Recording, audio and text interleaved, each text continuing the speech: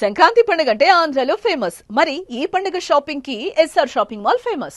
ఆంధ్రప్రదేశ్లో manufacturing hub అన్న multinational కంపెనీలకి ఆవాసం అన్నా కానీ ఒక ఎస్ఈజెడ్ పేరు పదే పదే వినిపిస్తుంది. అది శ్రీ సిటీ. ఇప్పుడు శ్రీ సిటీకి పోటీగా క్రిస్ సిటీ రాబోతుంది. ఏంటి ఈ క్రిస్ సిటీ? దీని కథ ఏంటి? ప్రధానమంత్రి నరేంద్ర మోడీ వర్చువల్గా ప్రారంభిస్తున్నటువంటి ఒక భారీ ప్రాజెక్టుకి శంకుస్థాపన కార్యక్రమమే క్రిస్ సిటీ. క్రిస్ సిటీ అంటే మరేదో కాదు, కృష్ణపట్నం పోర్టుకు సంబంధించి దాని సమీపంలో ఏర్పాటు చేస్తున్నటువంటి ఇండస్ట్రియల్ డెవలప్మెంట్ కారిడార్. గతంలోనే దీనికి సంబంధించినటువంటి ప్రకటనలు చేసినప్పటికీ 2020-21 సమయంలో జగన్మోహన్ రెడ్డి ప్రభుత్వం దీనికి సంబంధించినటువంటి ఒక అడుగు ముందుకు వేయడంలో విఫలమైంది. ఇప్పుడు కూటమి ప్రభుత్వం ఏర్పడిన తర్వాత 6 నెలల్లోనే దీనికి కావాల్సినటువంటి సాధన సంపత్తిని సమకూర్చింది. మౌలిక వనరుల వసతుల కల్పన కార్యక్రమాలను కూడా చేపట్టింది. ఈ నేపథ్యంలో ప్రధానమంత్రి పర్యటనలో వర్చువల్గా ప్రారంభించారు క్రిస్ సిటీ పనులను కూడా. క్రిస్ సిటీ స్వరూప స్వభావాలను ఒకసారి తెలుసుకునేటువంటి ప్రయత్నం చేద్దాం. ఇది క్రిస్ సిటీకి సంబంధించినటువంటి ఒక మ్యాప్. అంటే ఈ మ్యాప్ని మనం ఒకసారి అర్థం చేసుకుందాం, ఎందుకంటే క్రిస్ సిటీ అనేటువంటి పేరు బాగుంది. కానీ ఇక ఆంధ్రప్రదేశ్ మ్యాప్లో ముఖ్యంగా 3 ఇండస్ట్రియల్ కారిడార్లకు సంబంధించినటువంటి రహదారులు ఉన్నాయి. ఒకటి విశాఖపట్నం చెన్నై ఇండస్ట్రియల్ కారిడార్, అలానే ఇంకోటి హైదరాబాద్ బెంగళూరు ఇండస్ట్రియల్ కారిడార్, మరొకటి చెన్నై బెంగళూరు ఇండస్ట్రియల్ కారిడార్. ఈ కారిడార్లకి ఒక కీలకమైనటువంటి అంశంగా ఈ దారుల్లోనే అనేక పారిశ్రామిక నడవాలని అభివృద్ధి చేయాలనేటువంటి ఆలోచన కేంద్ర ప్రభుత్వం చేసింది. అందులో భాగంగానే ఇక్కడ కడప జిల్లాలో కొప్పర్తి కానీ, ఓర్వకల్ కానీ, ఇటు హిందూపూర్ హబ్ కానీ, అలానే ఇక్కడ ఉన్నటువంటి శ్రీ సిటీ కావచ్చు, దాని పరిసర ప్రాంతాల్లోనే ఇప్పుడు క్రిస్ సిటీ కూడా ఆవిర్భావం జరుగుతుంది.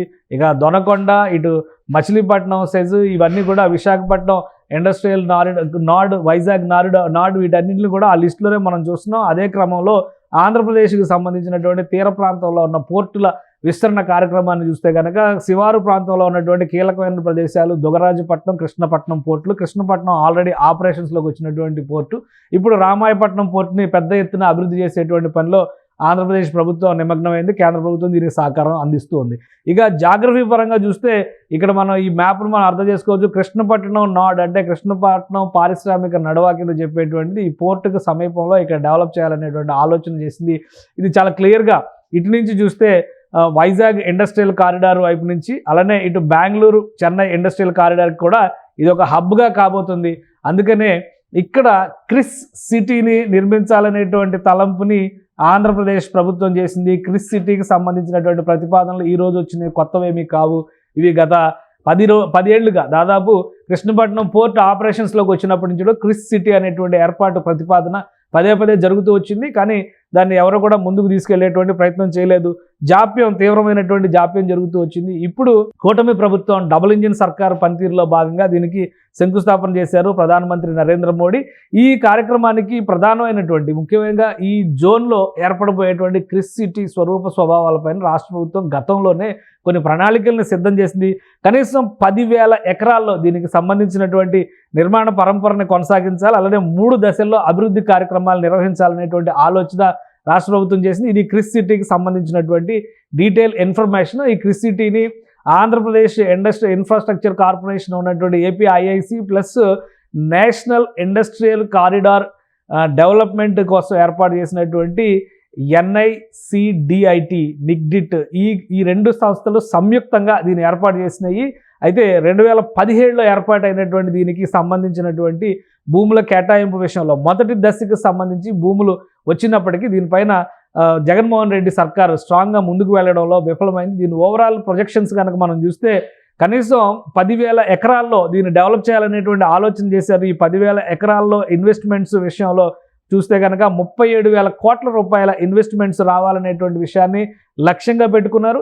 అలానే ఇక్కడ 95,400 కుటుంబాలు నివసించేందుకు ఆవాసయోగ్యమైనటువంటి ప్రదేశంగా 2,91,000 జనాభా క్రిస్ సిటీలో ఉంటుందనేటువంటి అంచనా వేశారు. అలానే 1,81,500 ఉద్యోగాలు, రెసిడెంట్ జాబ్స్, స్థానికంగా ఉండే వాళ్ళకు వచ్చేటువంటి ఉద్యోగాలు, డైరెక్ట్ జాబ్స్ పరంగా చూస్తే కనుక 4,67,800 ఉద్యోగాలు వస్తాయనేటువంటి ఒక అంచనాని అప్పట్లోనే రాష్ట్ర ప్రభుత్వం వేసింది. అయితే దురదృష్టవశాత్తు ఇది ముందడుగు పడలేదు. ప్రస్తుతం మొదటి దశకి కావాల్సినటువంటి 2,000కు పైగా ఎకరాల భూముల్ని రాష్ట్ర ప్రభుత్వం సక్సెస్ఫుల్గా సేకరించింది. వీటన్నిటిని కూడా నోటిఫై చేసింది.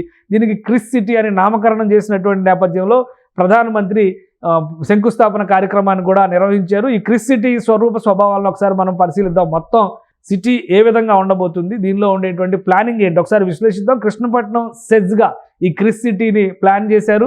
అలానే తిరుపతి జిల్లా విభజిత జిల్లాల పరిధిలో చూస్తే గతంలో అయితే నెల్లూరు జిల్లా పరిధిలోకి వచ్చేది, కానీ విభజిత జిల్లాల పరంగా చూస్తే ఇది ప్రస్తుతం తిరుపతి జిల్లా పరిధిలోకి వస్తుంది. అంటే శ్రీ సిటీ కూడా తిరుపతి జిల్లా పరిధిలోనే ఉంది. ఈ విషయాన్ని గమనించాలి. అంటే తిరుపతి జిల్లా పారిశ్రామికంగా పురోగమించడానికి Sri city plus Kris city రెండు కూడా అద్భుతమైనటువంటి జోష్నిస్తాయని చెప్పడంలో ఎలాంటి సందేహం లేదు. శ్రీ సిటీకి సమీపంలోనే క్రిస్ సిటీ ఉంది. ఇక విశాఖ నుంచి వర్చువల్గా ప్రధాని శంకుస్థాపన చేశారు. క్రిస్ సిటీ వర్చువల్ శంకుస్థాపనకు సంబంధించినటువంటి నిర్మాణ వ్యయాన్ని కనుక మనం చూస్తే 2139 కోట్ల రూపాయలని మొదటి దశ నిర్మాణ పనుల కోసం కేంద్ర ప్రభుత్వం వెచ్చించబోతుంది. దేశవ్యాప్తంగా ఇండస్ట్రియల్ కారిడార్ల డెవలప్మెంట్లు, పారిశ్రామిక నడవాల అభివృద్ధిలో భాగంగా ఈ ప్రణాళికని కేంద్ర ప్రభుత్వం చేపట్టింది. మొత్తం అభివృద్ధి చెందితే కనుక 37,000 కోట్ల రూపాయల పెట్టుబడులు సాధించడం అనేది లక్ష్యం. 4,67,000 ఉద్యోగాలు వస్తాయనేది అంచనా. అంటే ఆంధ్రప్రదేశ్లో ఇక మీదట రాబోయేటువంటి రోజుల్లో క్రిస్ సిటీ అనేది కూడా ఒక కేర్ ఆఫ్ అడ్రస్గా మారుతుంది. అదే నెల్లూరు జిల్లా అంటే ఉమ్మడి నెల్లూరు జిల్లా పరిధిలో చూసినప్పుడు రామాయపట్నం ప్రాంతంలో దగదర్తి ఎయిర్పోర్ట్ రాబోతుంది. దానికి సమీపంలోనే పెట్రోలియం రిఫైనరీస్ కూడా రాబోతున్నాయి. బీపీసీఎల్ ఆధ్వర్యంలో ఒక భారీ ప్రాజెక్ట్ రాబోతుంది. అంటే ఈ సర్కిల్ మొత్తం కూడా నెల్లూరు, ఉమ్మడి చిత్తూరు పరిధిలో ఉన్నటువంటి ప్రాంతాలన్నీ కూడా పారిశ్రామికీకరణకి, రాయలసీమ ప్రాంతంలో ఉద్యోగ కల్పనకి మంచి జోష్ ఇచ్చేటువంటి కార్యక్రమంగా కనిపిస్తుంది. అందుకనే శ్రీ సిటీ పేరు ఇప్పటివరకు వినబడింది. ఇక రాబోయే రోజుల్లో క్రిస్ సిటీ పేరు వినేటువంటి అవకాశం వస్తుంది. ఆంధ్రప్రదేశ్లో ఒక నూతన నగరం ఆవిర్భవించబోతోంది. పెట్టుబడులే లక్ష్యంగా, అలానే అంతర్జాతీయ కంపెనీలు, ముఖ్యంగా ఇక్కడ ఆటోమొబైల్ ఇండస్ట్రీస్, ఎలక్ట్రానిక్స్కి సంబంధించినవి, మ్యానుఫ్యాక్చరింగ్ సంస్థలను కూడా ఈ క్రిస్ సిటీలో భాగం చేయాలనేటువంటి ఆలోచనని కేంద్ర రాష్ట్ర ప్రభుత్వాలు చేశాయి. కేంద్ర రాష్ట్ర ప్రభుత్వాలు సంయుక్తంగా చేస్తున్నటువంటి కార్యాచరణ ప్రణాళిక ఇది. ఆల్రెడీ క్రిస్ సిటీ ప్రాంతంలో విద్యుదీకరణ ప్రక్రియని రాష్ట్ర ప్రభుత్వం ముందుగానే చేపట్టింది. ఇప్పుడు ప్రధానమంత్రి శంకుస్థాపన కార్యక్రమం పూర్తయిన తర్వాత ఈ పనులు మరింత జోరుగా ముందుకు సాగడానికి అవకాశం ఉంటుంది. 2 ఏళ్లలోనే క్రిస్ సిటీలో ఆపరేషన్స్ మొదలవ్వాలనేటువంటి లక్ష్యాన్ని రాష్ట్ర ప్రభుత్వం, ముఖ్యంగా క్రిస్ సిటీ నిర్వాహక సంస్థ అయినటువంటి నిగ్డిక్ట్ నిర్దేశించుకున్నటువంటి పరిస్థితి ఉంది. అంటే 2027 నాటికి ఇది ఆపరేషనల్గా శ్రీ సిటీతో పోటీ పడే స్థాయికి వెళ్ళినా కానీ ఆశ్చర్యపోవాల్సినటువంటి అవసరం లేదు. సుమన్ టీవీలో మీ పర్సనల్ అండ్ బిజినెస్ ప్రమోషన్స్ కోసం కింది నెంబర్కి కాంటాక్ట్ చేయండి.